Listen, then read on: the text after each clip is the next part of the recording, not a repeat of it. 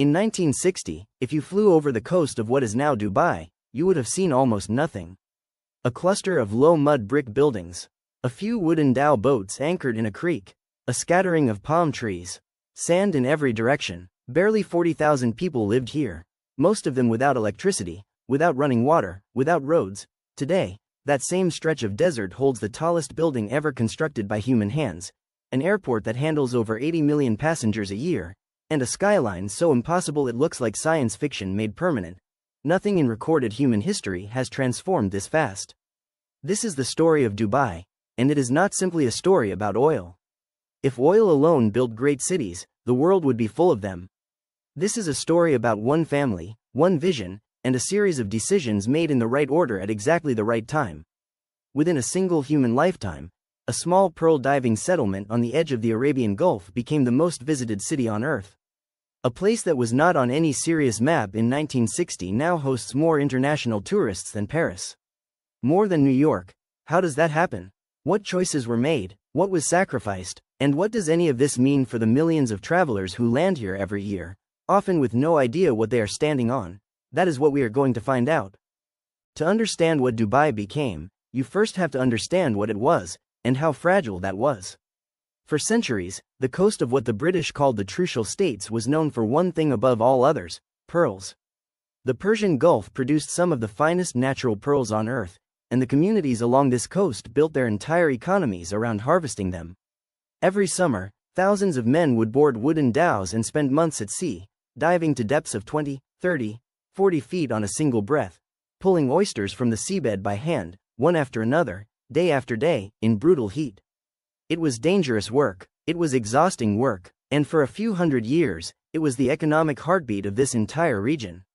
Dubai's founding family, the Maktoums, had arrived at the Creek settlement in 1833, leading a migration of around 800 people from the powerful Bani Yas tribal confederation. They were shrewd from the very beginning. Maktoum bin Bati, the first ruler of Dubai, immediately declared his town a free port: no taxes on imports, no tariffs, no customs duties. It was a radical move for the era, and it worked. Within years, merchants from Persia, from India, from Oman, were routing their trade through Dubai rather than through the larger, more expensive ports nearby. So even before oil, before skyscrapers, before any of it, the blueprint was already there. Free trade, open doors, come and do business here, and we will make it worth your while.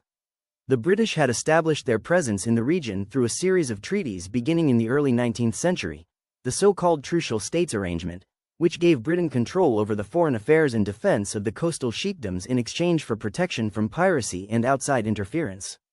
Dubai was technically a protectorate. It was not a colony in the full sense, but it was not fully sovereign either. The Maktoums governed their own affairs internally, but the wider world was managed for them. Then, in the early 20th century, the pearl industry collapsed, not slowly, but almost overnight. Japanese cultured pearls flooded the global market from the 1930s onward, and the price of Gulf pearls fell so sharply that the entire regional economy was effectively wiped out within a decade.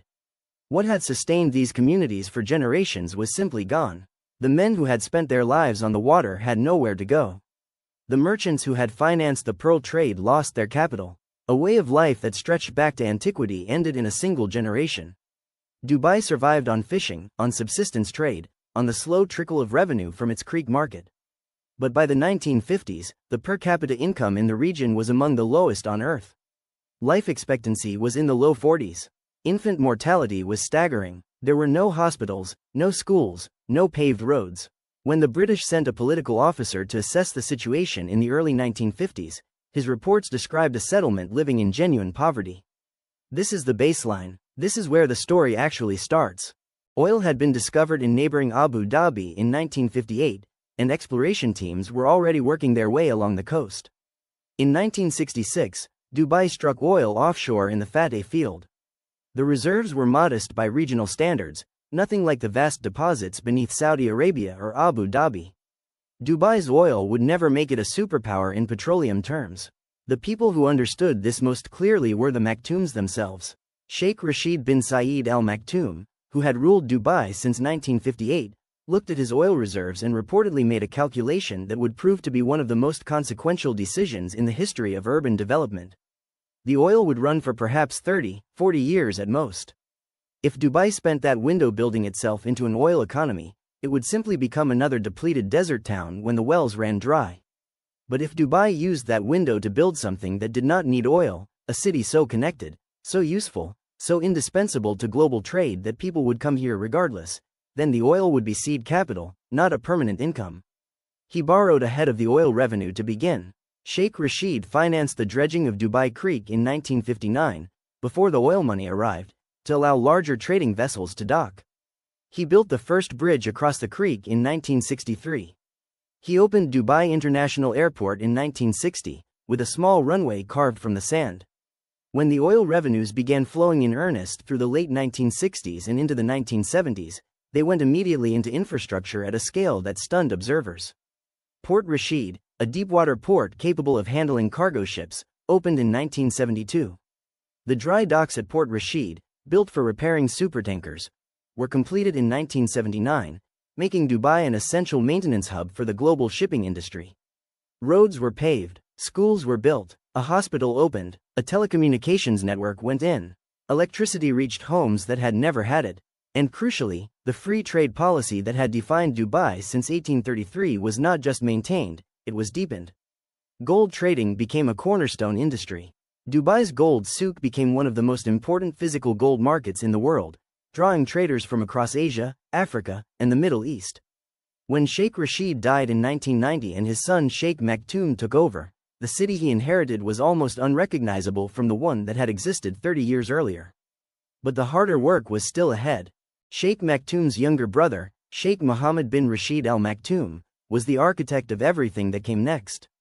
If Sheikh Rashid had built the physical infrastructure, Sheikh Mohammed set out to build the economic architecture, the invisible systems that would make Dubai not just a trading port but a global hub for finance, aviation, media, and technology. And he did it with a speed and a level of personal commitment that most heads of government can only observe from a distance. The founding of Emirates Airlines in 1985, under Sheikh Mohammed's direction, was perhaps the single most important strategic decision in Dubai's modern history. The reasoning was elegant. Dubai had no oil exports that required airlines. It had no large domestic population to justify routes. But Dubai sat at the precise midpoint between Europe and Asia, between the Western world and the rapidly industrializing economies of the East. Every long-haul route between London and Singapore, between New York and Mumbai, could conveniently stop in Dubai. Emirates was given a simple mandate: become the best airline in the world, and use that excellence to turn Dubai into a transit hub for the entire planet. The airline received government backing in its early years but was required to operate commercially, without ongoing state subsidy. It would either stand on its own or it would not stand at all. It stood, and as it grew through the 1990s and into the 2000s, it pulled millions of travelers through Dubai who might otherwise never have thought to visit. Many of them began to stop, to stay a few nights, to look around, to consider doing business. Jebel Ali Port, which had opened in 1979 further down the coast from the old port, was expanded through the 1990s into what would become the largest man-made harbor in the world. Dubai Internet City launched in 2000, followed quickly by Dubai Media City. These were purpose-built free zones where international companies, technology firms, broadcasters, financial institutions, could set up regional headquarters under a framework that offered full foreign ownership and zero corporate tax. The global companies came: Microsoft, Google, Reuters, CNN, all established their regional presences in Dubai.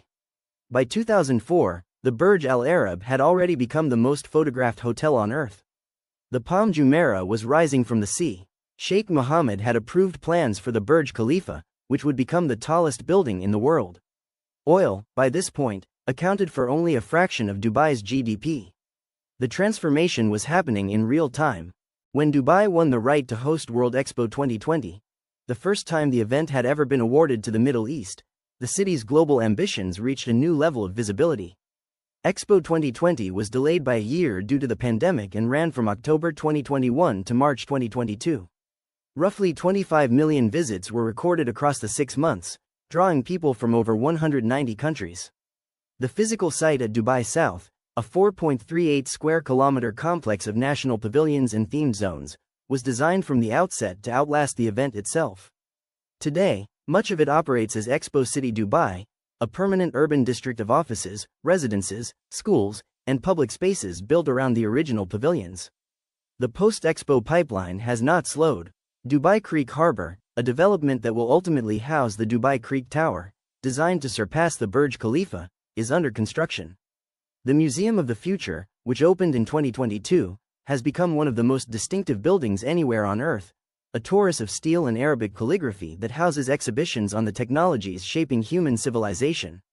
In 2023 and 2024, Dubai's tourism statistics passed milestones that would have seemed improbable even a decade earlier.